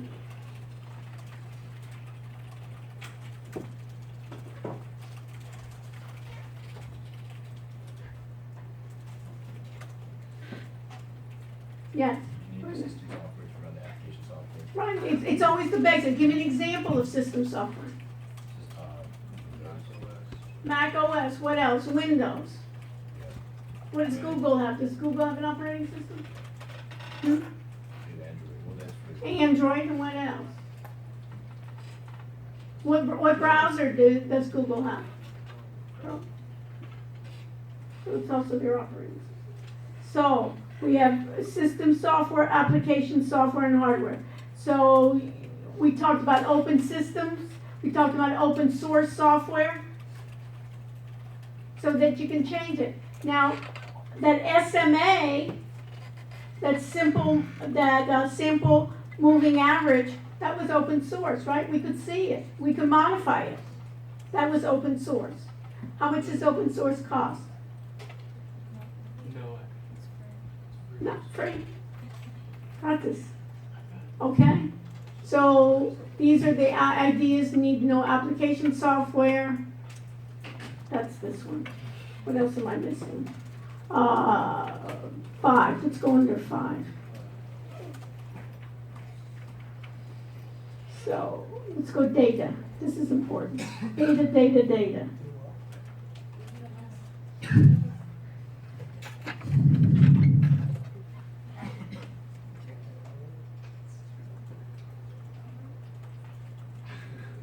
So data knowledge, I told you. Know the difference between a data warehouse and a data mart. Know the approaches of big data, the characteristics. We talked about the idea of what? Data governance. You need to know what data governance is. What's data governance and who cares? Data governance is who's going to be responsible for the data. So basically, if you're in healthcare, you go to the health center. Who's ever been to the health center? You go to the health center. You have data at the health center? Yes. Somebody has to be governing to decide what? How are they going to take care of your health data? They just now had a breach of a health provider, and how did it find they were fined millions of dollars? Why? Because somebody Googled their name. You know, has anybody ever, you Google your own name and see what happens? They Googled their name and they found all their private health information online from a hospital. Hey, wait a minute, hold on. So we need to know about what data governance is. You need to know about managing it. We want to keep it up to date. The data hierarchy, you need to know that. You also have to know their database management system. There's a way in which the data, I don't want it to be redundant. I don't want it to duplicate all the time. We talked about a file system. I don't want my address 50 times throughout the university, right? It needs to be once. If it's once or twice, that's okay. But if I move, what's the problem with data redundancy? Data isolation is that no one else can find certain information. I talked about the idea, I'm looking for somebody with a scholarship. I'm looking with somebody that's a student athlete, Hispanic, is a business student, has higher GPA than 3.5. If it's data isolation, I can't find that person. And I have to make sure that that data is independent, that I can rely on that data and it's secure. You need to know this. Remember we talked about a field, so if I showed you a spreadsheet, Jerry, and I said, on this spreadsheet, find me where the fields are, it would be the columns, right? Find me the records, it would be what? The rows, and where's the table? The table would be like one sheet, right? And then I could have a number of sheets together, they would make up a database. I need to know, in this case, what a primary key is. A primary key is a searchable key that's unique. So, for instance, a primary key last name here at the university. Good test question. Is the primary key in a student database last name? No, True or false? Why? because multiple people have the same last name. Right. Gonzalez, Rodriguez, right? In Miami, we can find a lot, right? First name, no. But in this case, what would be a primary key then, Sarah? C number? C number. It's unique. Why don't they use social? Everybody understand what my question is? Good question. Data governance. Why don't they use social security number? How many people have a social security number? I don't know. I don't want to know your number, but how many people have it, okay? Does everybody have one in the class? No. That's one reason. Another reason is it's going to be more, susceptible. It's going to be with you for your entire life. Your C number is what? Just unique. Nobody, other than the university, nobody else is going to accept it, you know? When you go and work somewhere else, somebody's not going to say, outside the university, they're not going to say, what's your C number? Irrelevant. So they make a number that's unique for here. Beautiful. An attribute. Do you see that? An attribute. What's another name for attribute? From what we were using in object-oriented programming. Paul, what's another name for attribute? Property. Easy. Right? And we know what an attributes are. So this, notice they're giving you a student database example. What are they doing? Columns are what? Jerry Fields. Rows are records. No big shakes. Okay, then you need to know big data. How do you define big data? How do you manage big data? What's a great example? Great question. How is automated trading systems an example of using big data? Is it? Of course it is, right? Can I find patterns? Yes. Is it going to be basically descriptions of my data? Is it high volume? Is it high velocity? It fits all those. Can I make enhanced decision making? Can I do discovery? Can I process? Look at this. Magic, it's so exciting. Optimization. See that last word? Right? We can optimize. Right? So you can do the variety. So this is it, defining your big data. And those are the characteristics. You'll probably be asked that. The volume, the velocity, and the variety. Issues. What does it mean that it gets dirty? Goes in the mud? What does it do? What does dirty data mean? Tells bad jokes? What is dirty data? Big data is dirty. A lot of it, may not be neatly organized. One neatly organized, dirty data may not be exact. There may not be as much, and there may be missing records, missing fields. Confusion. You think somebody's always doing it. You think all the data is up to date, right? You change data's dirty. Basically, if I look 5 years, I want to find my alumni, right? Do I know what their present address is? Do I know where they're working? They change, right? Their names change. Somebody may have put in wrong information. Somebody might have been married. They may be divorced, whatever. So, we'll talk about later on about traditional databases. Put this in your notes. The language, I didn't mention it before, but the language that databases use their queries, a query, Q-U-E-R-Y. A query is asking questions to a database. Find me all those stocks that their profit per month is greater than 6%. I can make that query many times in using what they call structured query language. Traditional databases use the language called SQL, structured query language. It is an old database language. Now they have something called NoSQL, and what do they add on to that? Video. Many years ago, video wasn't so prevalent right on the internet. Now we got to figure out how are you going to basically find videos, right? How are you going to keep up with videos? Putting big data to use. This is something that I want to go over. You're going to need to know this. A data warehouse and a data mart. Put this in your notes. Both of these use historical data. A data warehouse and data marts are usually done with historical data, and they're usually done traditionally have been done in large organizations. That's changing a bit, because you think about a data warehouse, you think about a warehouse, you think about a physical building, but guess what?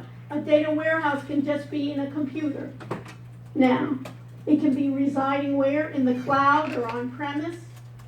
So that's changing a bit, where traditionally a data warehouse was only used for large organizations. That's changing. So what do? When I want to make insights about my data, I want to figure out the patterns to my data. They just say, instead of saying I'm going to put it in the database, they say I'm going to put it in the data warehouse, meaning that it's historical and I can do different hypothesis testings on it. A data mart is a subsection. A data mart, put that in your notes, is like a project within a data warehouse. So a data mart could be, find me all those students coming from New Jersey that were very successful alumni. And find me all those and try to figure out what are the characteristics that kids from New Jersey, we can recruit them more. Or in this case, maybe in China, I want to do some recruiting. What types of students should I look for that were successful when they did? So I can even do some studies, or I can do some other studies as what types of students didn't I retain here? Was it the very, very smart students? Were those students that didn't get enough attention? Sometimes I'm concerned that I don't give you enough attention. So if you need attention, please come up afterwards, okay? So we got data warehouse, which is historical, data mart. We can think about subsection, we talked about this. And this is those frameworks, and all this, isn't this like overwhelming? All those cylinders, you can put those in your notes. Everywhere that you see a cylinder here is a database. That's the symbol in computerese graphics for a database. It looks so complicated, but it isn't. And basically they're going through the operation of, I have data, I have to clean that data, I have to figure out where I'm going to put that data, and eventually I'm going to try to make sense out of it and give it to the people that can make better decisions, and give people in my organization information that they need to have in order to do better decisions. I don't want to inundate more people with more data. Who wants more data? No one. What they want is, give me factual data that I can rely on, that I can make better decisions upon. Got it? Okay. Then I have within the data mart, I can use different analytical processing. Anybody ever use pivot tables in Excel? Pivot tables in Excel are online analytical processing. What does that mean? Tableau. Anybody used Tableau before? Tableau is basically thinking about online analytical processing. That's all that it is there. And what am I thinking about? I'm going to deal with ways in which to do it. What else? Metadata is data that describes my data. So it may say calls, it may say the country that it resided from, but it doesn't give me specifically Trudy called her mother. All I know is Trudy was in Coral Gables at this time, and there was a call made to somewhere else. So these are areas in which I have metadata. Metadata sometimes is used also for searching. What else? This is a relational database. Basically, they're what, Jerry? They're tables in a spreadsheet. You can think about that, right? Rows and records. That's all I have. And then I can make them like cubes. And it's basically like online analytics. That's all it is. You need to know knowledge.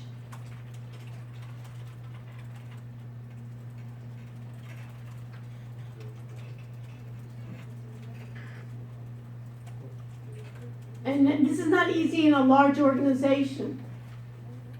How do I even capture that knowledge? How do I create that knowledge? How do I store it? How do I give it to people? What's the knowledge is, for instance, maybe travel restrictions. How to fill out a travel form. I'm not gonna go over this, but see that query language comes from SQL. And I'm not gonna bother with this. Okay? Let me just escape here. What else am I missing? Huh? Yeah, and then the hardware, right? And hardware, what do we need to know about hardware? Hardware does what? I know that the price of hardware goes what? Up or down? Down, right? And it's gonna be, and basically there's Moore's Law. You gotta know what Moore's Law is. Used to work for Intel, basically telling me that it's gonna be increasing so much per some certain number of a month. So you need to know Moore's Law. I need to know the differences then between the CPU, right? That arithmetic logic unit. What else did we, I think basically we went over that chapter before, didn't we? Basically. So, I'm 1 minute. Diana, how am I doing? Finito. Wrap it up. You're supposed to do this. She forgot. She was supposed to do wrap it up. What else? So where are we meeting? Here. We need to bring what? Take a picture of this. I'll do a mini review before we start the exam, before I give out the exams. Remember how I always say help your neighbor?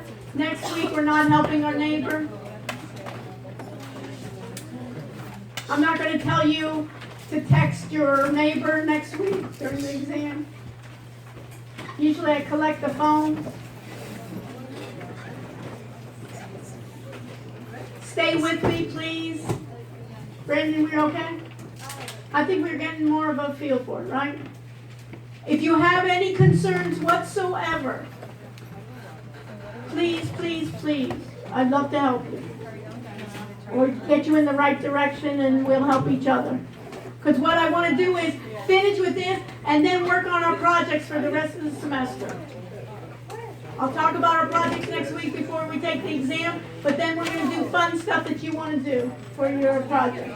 You understand? And get really into depth. This first part, I want to make sure that everybody has all the terminology that we can think about when we have guest speakers, that we don't look like they can pull the wool over our eyes.